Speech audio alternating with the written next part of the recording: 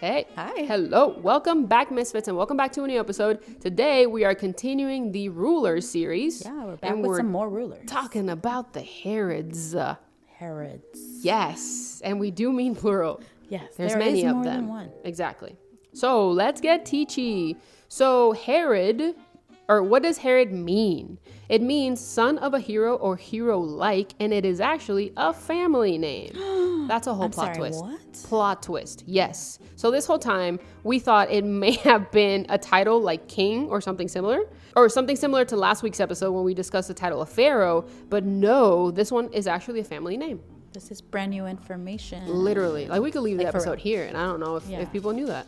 But I thought it was like So Pharaoh. if there's It's one not. thing that you learned today, I hope it's that. Yeah, Herod is a family name. It's actually a family name, not like a title. Exactly. Yep. So this family of Herods is also referred to as a dynasty, if you remember from last week's episode. And we have several Herods that are mentioned in the Bible. So we're going to list them and talk about them right now.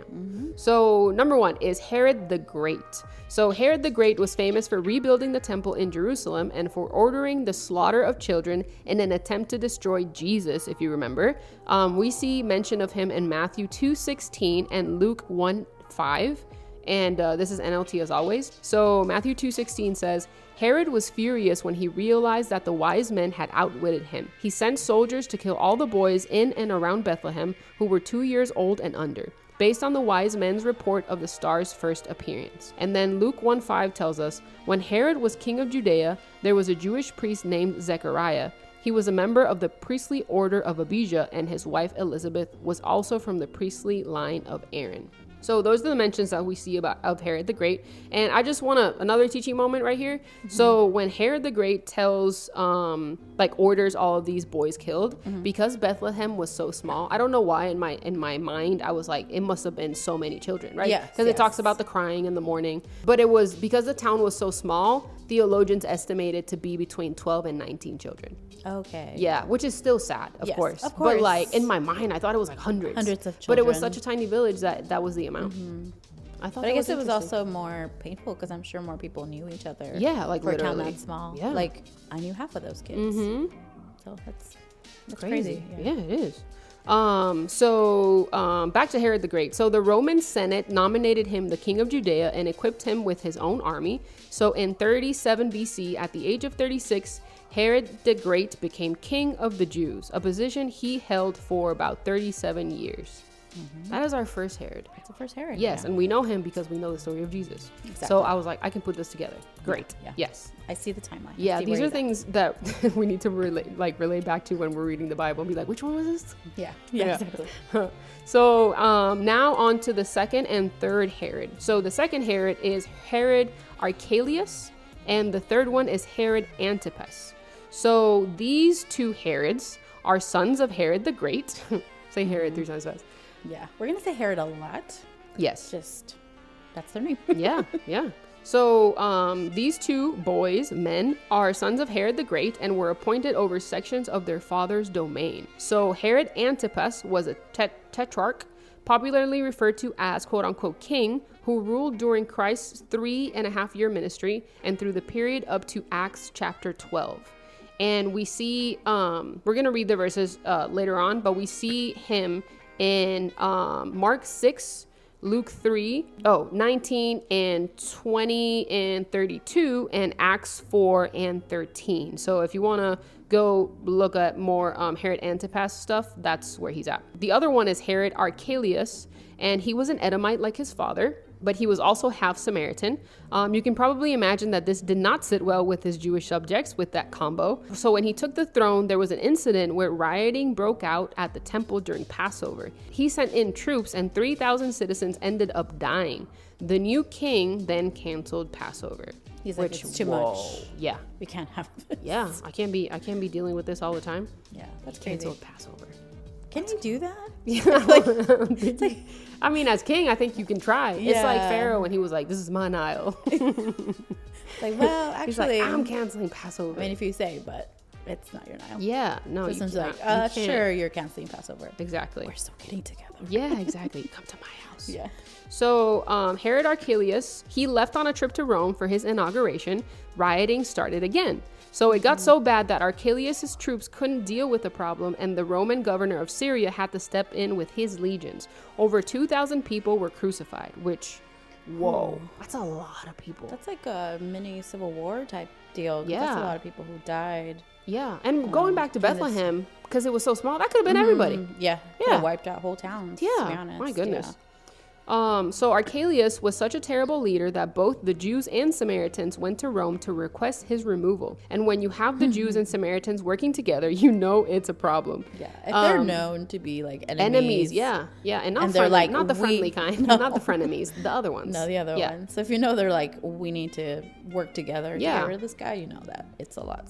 It's very serious. Yeah, it's like when they were trying to trap Jesus, and then the Pharisees and the Sadducees were working together, and they were sworn enemies. You're like, wait. Y'all are here together? Now? Well, we're combined for a cause. We have, like, oh.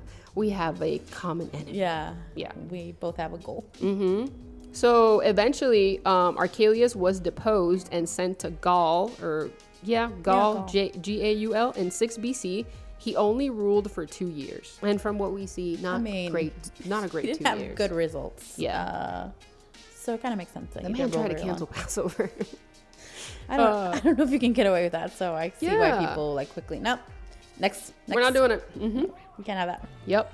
And the reference we have of Archelaus in the Bible is Matthew chapter 2, and it says, "When Herod the Great died, an angel of the Lord appeared in a dream to Joseph in Egypt. 'Get up,' the angel said. 'Take the child and his mother back to the land of Israel, because those who were trying to kill the child are dead.' So Joseph got up and returned to the land of Israel with Jesus and his mother. But when he learned that the new ruler of Judea was Herod's son Archelaus, he was afraid to go there. Then, after being warned in a dream, he left for the region of Galilee." Now it all makes sense. Because he was a madman. Yeah. And so Joseph was bad like, enough nah. that he's like, no, I'm not going. And he even got a dream that was like, yes, we understand. You don't have to go there. Yeah. So it doesn't coming together. It doesn't list all the things he did, Yeah. but it was enough that Joseph was like, I'm not going there. Yes. So his reputation preceded him. Yeah. And all of these things are part of history. So you don't necessarily like, you might not get the details in the Bible, but they're part of history, so you can still find them. Yes. Right. Yes. Because the Bible is not a history book. But anyway. So then Herod Antipas. So he's the other son, right? And is the center of the Gospel's discussion about Herod. He's the one John the Baptist called out for marrying his half-brother's wife, Herodias. Antipas marries his half-brother's wife, and the Jews are not with it.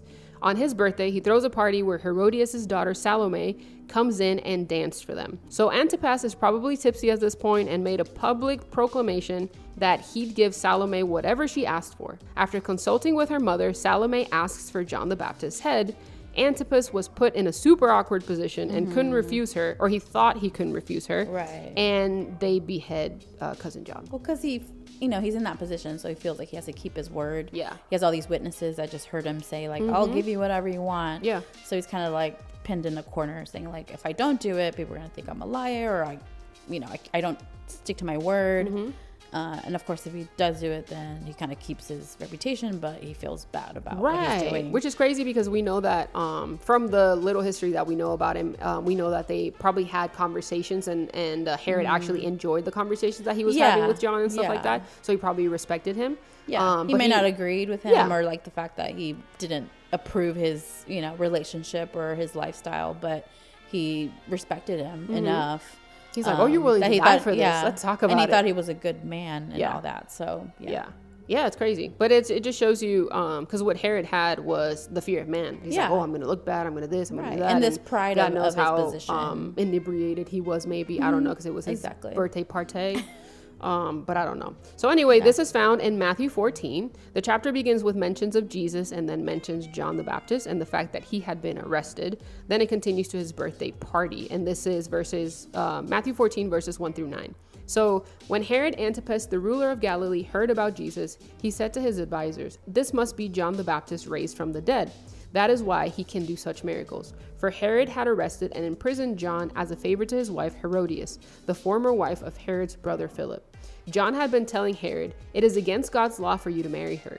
Herod wanted to kill John, but he was afraid of a riot because all the people believed John was a prophet. But at a birthday party for Herod, Herod'sss' daughter performed a dance that greatly pleased him, so he promised with a vow to give her anything she wanted. At her mother's urging, the girl said, "I want the head of John the Baptist on a tray." Then the king regretted what he had said, but because of the vow he had made in front of his guests, he issued the necessary orders. Yep. So he's like, oh, well, I said what I said. Exactly.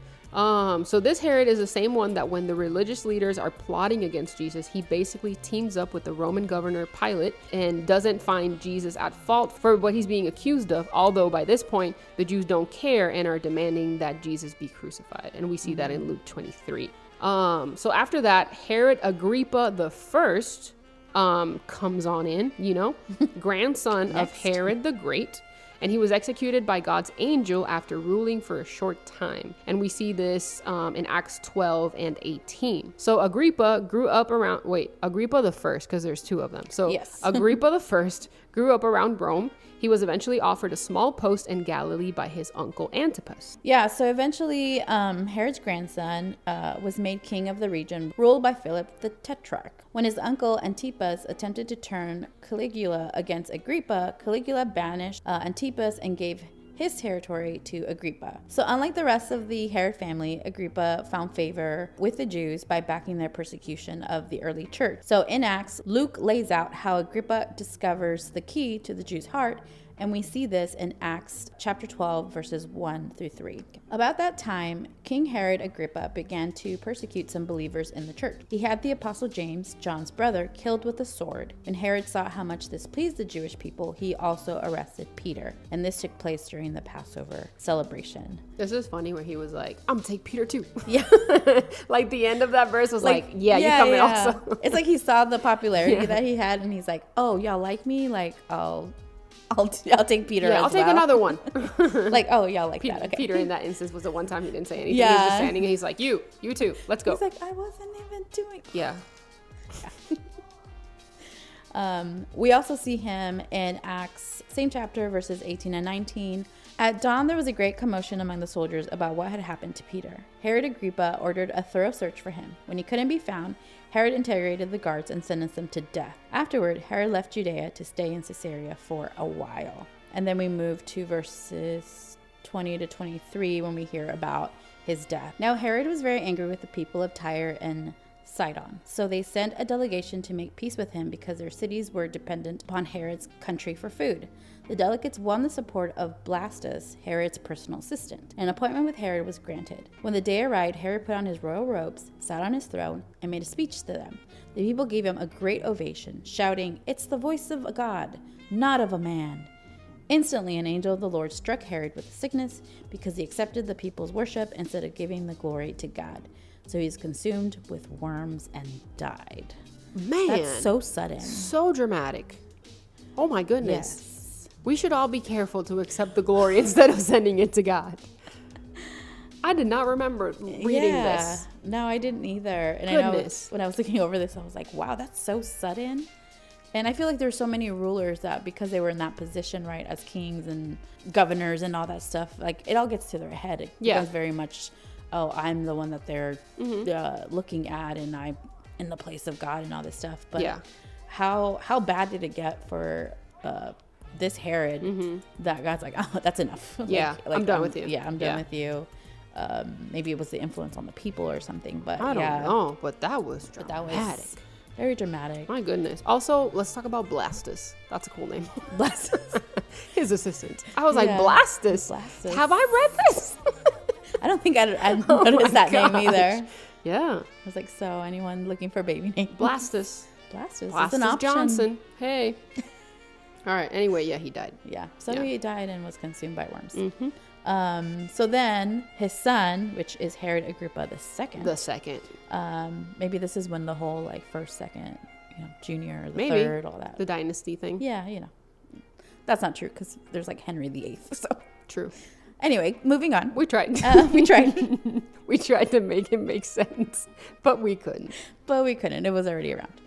So this is Herod Agrippa II. He became ruler and reigned up to the time of the Jewish revolt against Rome So we read about him in Acts, and kind of starting in chapter 23 on. Agrippa II was about 17 when his dad died. He became a strong advocate for the Jews in Rome. He received authority over Jerusalem's temple. When Philip the Tetrarch died, Nero gave him authority over those territories. Unlike his father, Agrippa II didn't have much luck keeping the Jews on his side. And unlike his father, he didn't exploit the Jewish hatred for Christians. When Porcius Festus replaced Felix in 59 AD, the chief priests and Jewish leaders began pressuring him to send Paul to Jerusalem for trial. Paul requested to have his case decided by Caesar, which was his right as a Roman citizen. But Festus had no idea what charges to send along to Caesar, so he consulted Agrippa II to get a better understanding of all the religious issues surrounding the Jews' complaints. So Agrippa II and his sister, I want to say Berenice,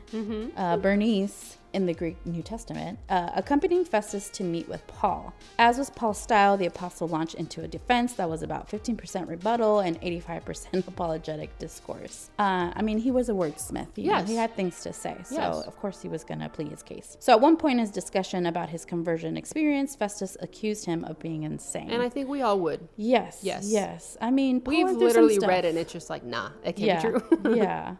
So I can see that from someone on the outside being like, I don't know, you're crazy. So after, of course, more exposition, Agrippa remarked, quote, "In a short time you will persuade me to become a Christian." And Paul answered, "I would wish to God that whether in a short or long time, not only you, but also all who hear me this day might become such as I am, except for these chains." And we find this in Acts 26:28. You want it to be specific. Yes. He's like, y'all, I wish you would be saved. Yeah. Not in prison, Not though. in and prison. then gave him this look of like, not with these. and he's showing, like, pointing and showing him the chains. Like, yes, I want that for you too, except for this.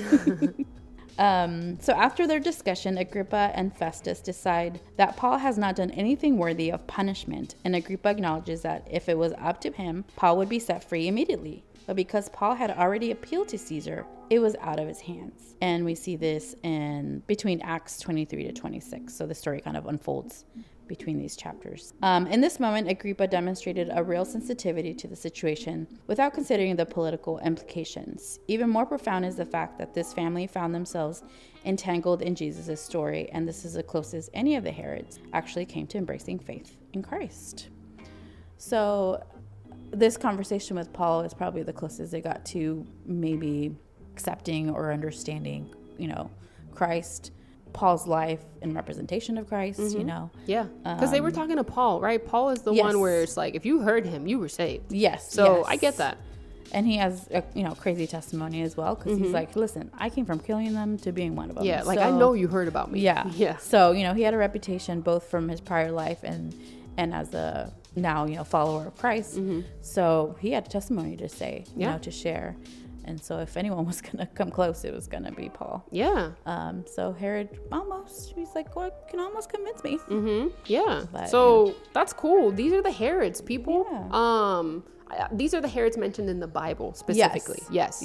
Were there more Herods? Probably. But these are the ones that are mentioned in the Bible. It reminds me of, I kind of mentioned it, but all the Henrys, right, in history, there's a whole bunch of them. It makes me think Herods were similar. Like there was just a bunch of them too. And of course, these were the ones in the time of Jesus. So these are the ones that are mentioned that we are familiar with. Right. But yeah, it was a dynasty. So I don't doubt that there were many others that continued ruling, after all of this. Yeah, similar to the pharaohs. Not all the pharaohs are mentioned in the Bible. But yeah, we just hope that you enjoyed this episode. We all cleared up the fact that the Herods is a family name and it's not a title, and that's like the gem that I'm taking with me. And now we've placed these Herods in the Bible, so now we know who we're talking about when we're reading the New Testament specifically. So that's it. We hope that you enjoyed this episode. As always, this is Fran. This is Yadi. We are the Midtown Misfits, and we will see you next week. Okay. Bye.